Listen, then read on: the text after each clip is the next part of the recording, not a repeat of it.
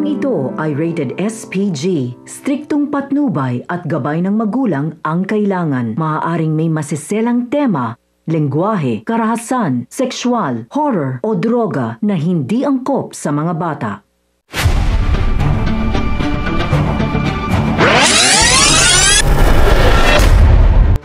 Mga kapamilya, may pag-asa pa kayang magkabalikan sina Tanggol at Mokang ngayong alam na ni Mokang na peke pala ang kanilang kasal ni Ramon.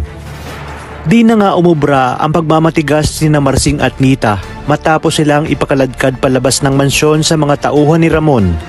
Kaya naman sa dati nilang bahay ang kanilang bagsak. Habang si Mokang naman ay tuluyan ang nalaman kung ano ang ugat at kung bakit galit na galit si Ramon kay Edwin. Kung kaya't inamin niya na rin kay Ramon na sinisimulan niya na sanang mahalin ito. Ngunit nang malaman niyang isa pala itong ex-convict at ang drug lord na pinatay ng mga pulis, ay tuluyan nang nawala ang kanyang pagmamahal kay Ramon.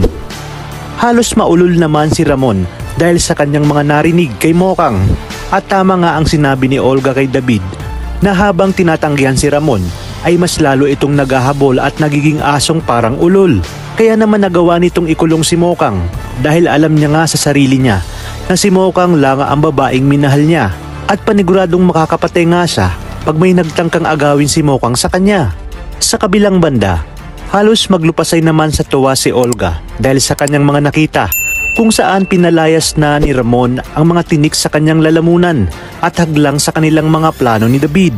Ayon pa kay Olga, tanging si Mokang na lang ang kanyang magiging problema at gaya ng ipinangako niya kay David, siya mismo ang gagawa ng paraan para mapalapit si David kay Mokang. At balak niya nga na pati si Mokang ay paniwalain na si David talaga ang anak ni Ramon.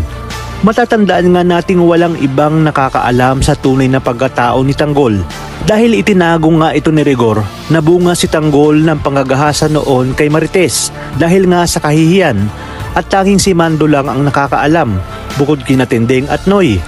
Maging ang mag-asawang Marsing at Nita ay hindi rin alam na hindi anak ni Rigor si Tanggol.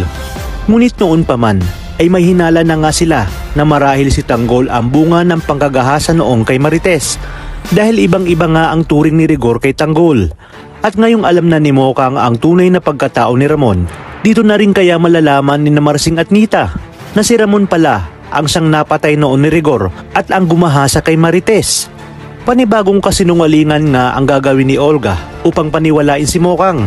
Ngunit hindi naman basta-basta maniniwala si Mokang. Hanggang sa ito na nga ang magiging mitsa kung kahit kailangan mamili ni Ramon at marahil pipiliin ni Ramon ang kanyang kinikilalang anak na Tanggol na siya ngang si David. Dahil na nga rin sa paninira at panunulsol ni Olga, kahit masasabi ni Olga na bilang na rin ang mga araw ni Mokang sa mansyon. Ngunit papaan na lang kaya kung tuluyan ng makumpirma na nagdadalang tao nga itong si Mokang? Mababaliktad pa rin kaya ang lahat at magagawang pabalikin ni Ramon ang mga magulang ni Mokang maging si Edwin sa mansyon? Kaya naman mga kapamilya, pakatutukan natin ang mas kapanapanabik na mga tagpo dito lang sa pambansang teleserye ng Sambayanan, ang FPJ's Batang Quiapo.